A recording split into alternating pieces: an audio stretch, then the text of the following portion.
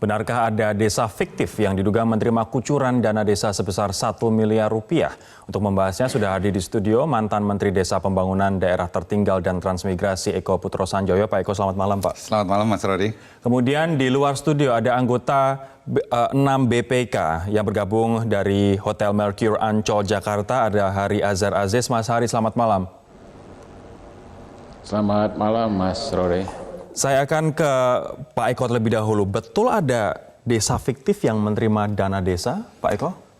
Saya tidak tahu, tapi mungkin saja bisa terjadi. Ketika Anda menjabat sebagai menteri, bagaimana Pak? Saya pernah mendengar ada itu, ya kita kirim tim. Tapi kalau kita lihat Pak, ya mekanismenya desa itu kan ditentukan oleh Kementerian Dalam Negeri berdasarkan usulan dari kabupaten. Tentunya kabupaten desanya yang mengusulkan ada desa, dibahas di kabupaten, dibahas dengan DPRD-nya kabupaten tersebut, kemudian diusulkan ke provinsi, kemudian ke Kementerian Dalam Negeri. Artinya jadi yang, prosedur bakunya sudah ketat. Yang mengusulkan ke itu tingkatannya adalah desa, kemudian dari kabupaten, pemerintah kabupaten. Iya, dari usulkan baru sampai ke provinsi dan ke Kementerian Dalam Negeri. Artinya kalau misalnya ada pun misalnya, kita ini di bulan Agustus seperti di Konawe, Sulawesi Tenggara, Polda di sana mengidentifikasi begitu ada 56 desa fiktif di Konawe. Ini bulan Agustus tahun 2019 ini yang awalnya dibuka oleh mahasiswa Ikatan Mahasiswa Indonesia Konawe. Menemukan 56 desa fiktif. Artinya adalah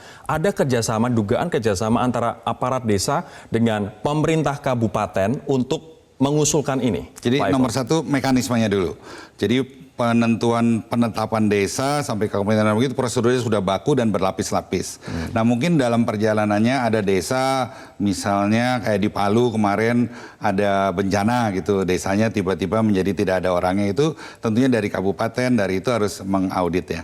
Tapi kita harus melihat bahwa potensi itu ada. Kalau ada ya tinggal kita kirim auditor kita, ya kan kita juga ada kerjasama sama kepolisian, sama kejaksaan, di Kementerian Desa juga ada Satgas Dana Desa, tentunya di kabupaten juga punya Forkompimda masing-masing, diaudit aja dan mesti harus kalau benar-benar ada penyelewengan ya segera di proses pidananya supaya ada efek jera gitu. Ini laporan dari Ikatan Mahasiswa Indonesia Konawe, pemirsa, menemukan bahwa ada dugaan 56 desa fiktif dan polisi sudah menginvestigasinya, sudah memeriksa sekitar 60 saksi dari kepala desa dan sudah meminta pendampingan dari KPK untuk mengusut kasus ini, namun belum ada tersangka dan belum ada pihak dari pemerintah kabupaten yang diperiksa terkait dengan kasus ini. Saya akan ke Pak Hari sekarang. Pak Hari, apa kemudian tindak lanjut dari BPK atas adanya laporan dan juga keluhan Menteri Keuangan Sri Mulyani terkait dengan adanya dugaan desa-desa fiktif penerima dana desa, Pak? Ya, kita sudah melakukan pemeriksaan soal pengelolaan dana desa dari sekitar 430 berapa itu yang kita periksa sekitar 83 dan itu tidak ada indikasi desa fiktif. Jadi kalau berita ini baru, tampaknya memang ini wilayah yang saya kira pemerintahan, bukan wilayah BPK. Jadi tadi Pak Eko betul, saya kira tinggal dibuktikan saja apakah desa-desa fiktif itu menerima dana desa yang dianggarkan oleh APBN dan termasuk dana ADD dari kabupaten Pak Ari, apakah kemudian BPK sudah menginvestigasi atau mengaudit terkait dengan saat ini apa yang sudah ditangani oleh Polda Sulawesi Tenggara terkait dengan dugaan ada 56 desa fiktif, Pak? Kita tidak memeriksa desa fiktif, kita memeriksa desa yang definitif, yang terdefinisi secara baik oleh pemerintahan, oleh kabupaten, provinsi, dan sampai ke Kementerian Dalam Negeri dan Kementerian Desa. Jadi yang kita periksa itu adalah desa yang betul-betul legal, bukan desa yang fiktif. Kalau ini ada desa fiktif, maka tentu nanti akan saya tanya kalau dia di Kendari tadi ya Mas Rodi ya. Konawe, maka saya akan minta, ya itu berarti di Sulawesi Tenggara. Tenggara, betul. Maka saya akan saya akan minta kepala perwakilan kami di Sulawesi Tenggara untuk memeriksa Kabupaten Konawe, berapa desa di sana dan berapa desa ya fiktif, dan berapa dana APBN dan dana ADD yang masuk ke desa-desa yang fiktif itu. Pak Aris, namun terkait dengan dana desa selama ini yang juga menjadi wilayah audit dari BPK, sebenarnya penyaluran dari dana desa ini menurut BPK seperti apa sih Pak? Apakah memang ada kebocoran-kebocoran terkait dengan penyalurannya dan siapa saja yang berhak menerimanya? Oh, yang menerimanya itu pemerintahan desa melalui kepala desa. Ada sistem perencanaannya, ada sistem pertanggungjawabannya, dan kita periksa ada dana desa yang kita temukan sampai 400 juta itu digunakan untuk kepentingan pribadi. Tidak ada pertanggungjawabannya. Bahkan ada belanja-belanja yang tidak sesuai dengan apa yang dianggarkan oleh pemerintah desa. Masih banyak pemerintah desa yang tidak mempunyai perencanaan, dan itu menjadi masalah. Saya kira kita sudah rekomendasikan ke Kementerian Desa dan juga khususnya kabupaten dan provinsi. Baik, ini salah satu kasus yang mencuat adalah pada tahun 2018 di mana BPK pernah mengaudit penggunaan dana desa untuk desa Ulak Lebaruntuk di Ogan Komering Ulu, Sumsel. Hasilnya kepala desa ditangkap polisi karena memakai uang dana desa 359 juta selain untuk beli mobil pribadi juga untuk pengobatan. Sebelum saya jeda Pak Eko, artinya ketika Anda menjabat dulu, indikasi-indikasi desa fiktif itu sekuat apa Pak?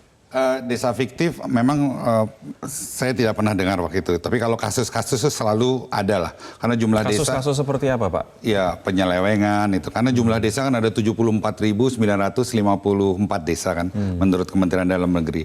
Jadi case itu pasti ada. Tapi kita mesti ngelihatnya ada wisdom dikit bahwa case itu sistemik atau emang kasus gitu.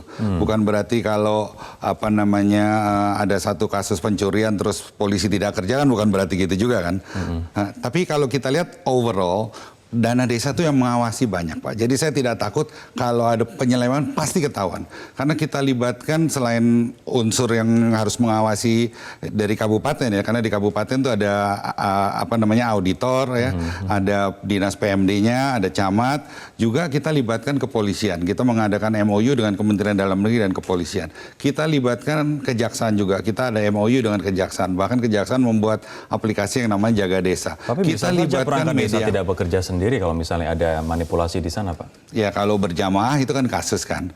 Kita juga libatkan yang paling penting masyarakat. Kita libatkan media Pak. Ya kalau termasuk media masyarakat kong-kali-kong itu udah sulit sekali ya. Jadi kayak case-case ini kan juga pasti ketahuan kan ada unsur. Kita juga kerjasama sama 100 perguruan tinggi yang tergabung dalam Pertides. Yang setiap tahun mengirimkan 75.000 mahasiswa melakukan KKN tematik.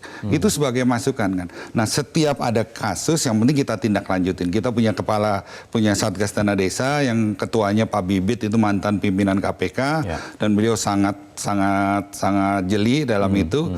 Ya setiap ada kasus kita proses aja gitu. Baik. Jangan didiamkan gitu. Dan kita banyak penjarakan kepala desa atau oknum-oknum yang terkait dengan itu. Ini yang diungkap oleh Ikatan Mahasiswa Indonesia Konawe yang kemudian di-follow up oleh Polda Sulawesi Tenggara baru 56 desa. Coba bayangkan kalau misalnya satu desa mendapatkan antara 1 miliar rupiah begitu, 56 M akhirnya melayang ke desa-desa, dugaan desa-desa fiktif tersebut. Pak Eko, kita tahu bahwa untuk anggaran dana desa ini disalurkan melalui 3 tahap. Tahap 1 20% seperti yang Anda sampaikan tadi, tahap 2 40%, tahap 3 40%.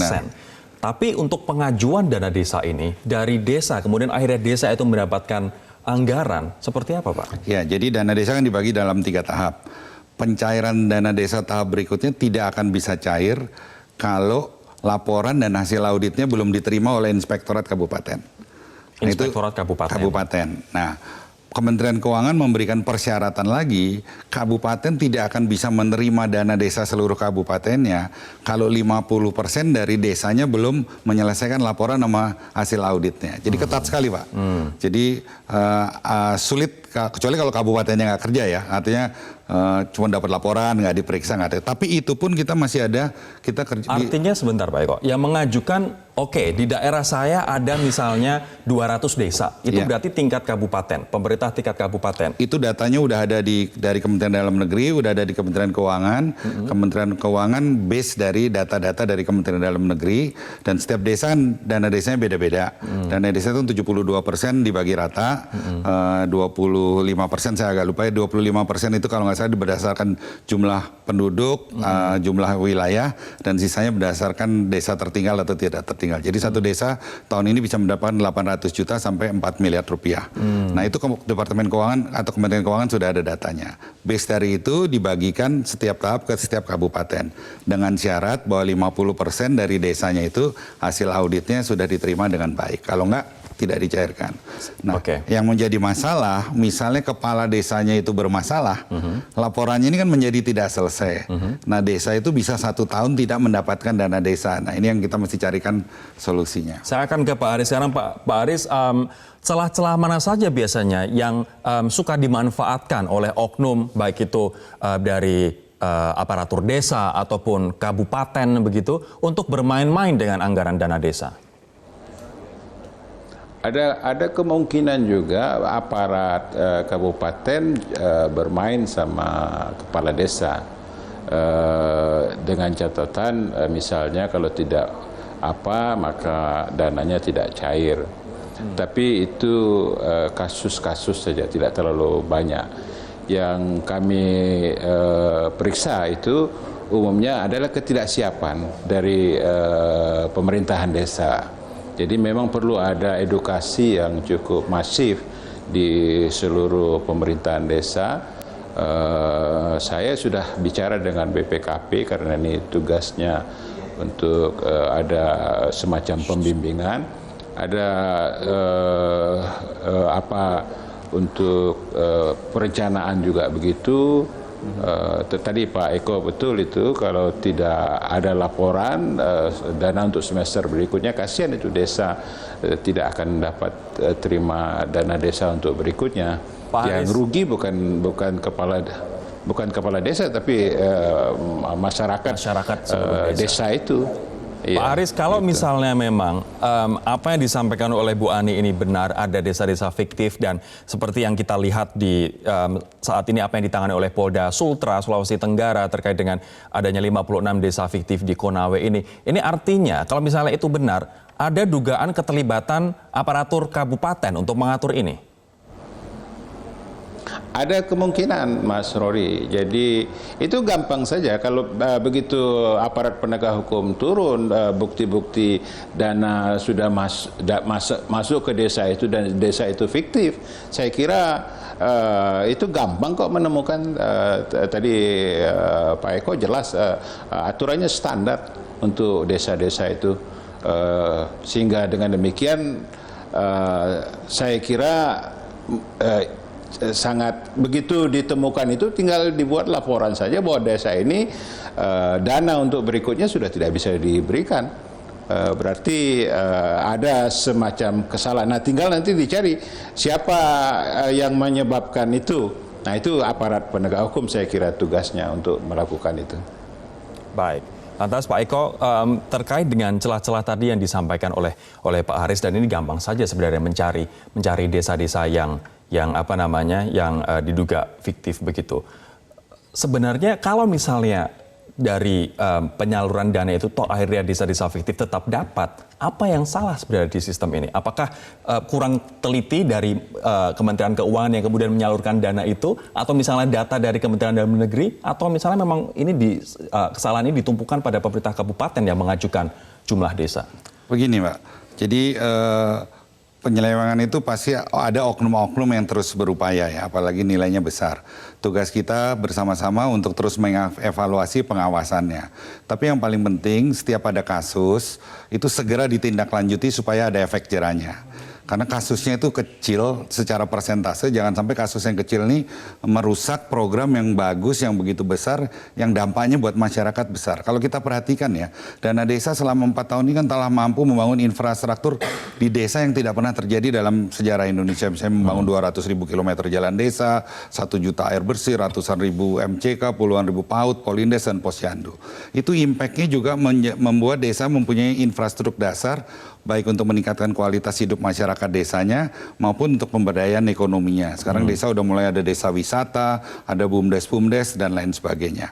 Kalau kita perhatikan data BPS, Mas Rory ya, dalam 4 tahun ini di desa terjadi peningkatan pendapatan per kapita lebih dari 40%. Itu sebelumnya nggak pernah terjadi dalam sejarah Indonesia. Dari 572.000 per kapita per bulan, tahun lalu sudah menjadi 802.000 per kapita per bulan. Kita lihat angka kemiskinan di desa. Walaupun jumlah orang miskin di desa lebih banyak, tapi 2 tahun terakhir ini terjadi fenomena penurunan kemiskinan di desa lebih besar dari penurunan kemiskinan kita di tidak kota. mempermasalahkan dana desa, Pak. Yang kita permasalahkan ada orang yang memanfaatkan dana desa untuk aja, Pak. Pribadinya begitu. Nanti saya ingin menanyakan, proses verifikasi dari desa ini ada di wilayah kementerian mana? Apakah desa dan PDT untuk kemudian memverifikasi, oke, ini verified, berarti desa ini butuh dana, laporannya auditnya sudah komplit. Siapa yang bertanggung jawab di situ, Pak Eko? Sebetulnya pengawas dari program ini kan dana desa masuk di anggaran APBD kan. Itu pengawasannya harus dari kabupaten. Karena ini program baru, Kementerian Desa membantu dengan membentuk Satgas Dana Desa dengan bekerja sama, tapi itu sifatnya ad hoc. Pada dasarnya kita harus kembalikan lagi ke pemerintah daerah harus mampu mengawasi program yang menjadi pekerjaan mereka. Status dari tim khusus dari Kemen itu PDT sifatnya ini ad hoc. Kalau udah jalan kita udah nggak perlu Satgas Dana Desa lagi. Untuk apa ada duplikasi semacam itu? Baik, Pak Eko, Anda tadi mengatakan bahwa pengawasan dari dana desa ini ketat, sehingga kalau misalnya ada manipulasi, ada kemudian kesengajaan untuk mencuri dana desa akan ketahuan. Seperti apa sebenarnya mekanisme pengawasan dana desa ini, mulai dari pengajuannya sampai desa-desa ini menikmati dana desa? Ya, kabupaten secara tupoksinya memang punya tugas untuk mengawasi semua anggaran pembangunan di kabupaten termasuk dana desa. Mereka punya inspektorat kabupaten, kalau khusus untuk desa punya dinas pemberdayaan masyarakat desa.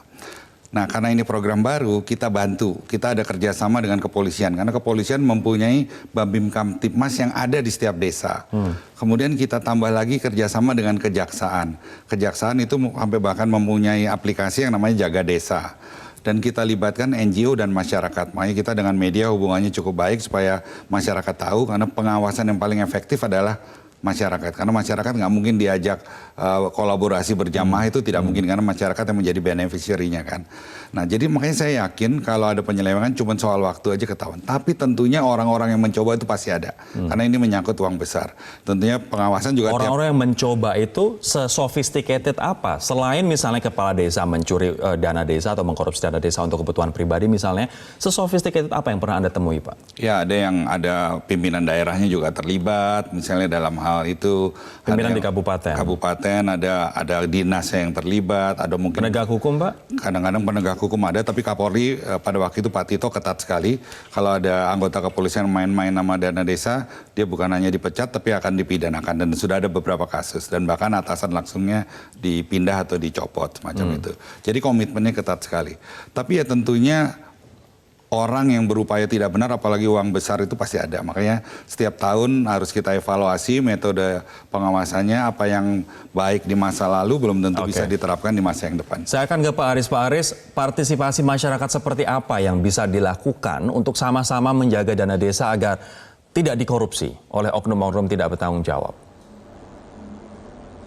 Sebenarnya di dalam sistem perencanaan desa itu dilibatkan para tokoh-tokoh dan masyarakat desa untuk merumuskan apa-apa yang akan dibangun untuk tahun berikutnya dan dari dana yang akan diperoleh. Dan itu tentu melibatkan masyarakat di desa itu. Tapi masyarakat akademis di sekitar desa juga sebenarnya bisa, seperti kalau betul kasus yang Mas Rory sebut di Konawe itu satu kasus yang saya kira di beberapa perguruan tinggi mungkin dalam bentuk KKN yang pergi ke desa bisa melakukan dalam rangka berpartisipasi bukan saja pengawasan tapi juga ikut membangun kapabilitas pemerintahan desa di situ. Jadi saya kira ini satu apa yang perlu kita dorong terus. Kami juga melibatkan beberapa stakeholder di desa-desa itu.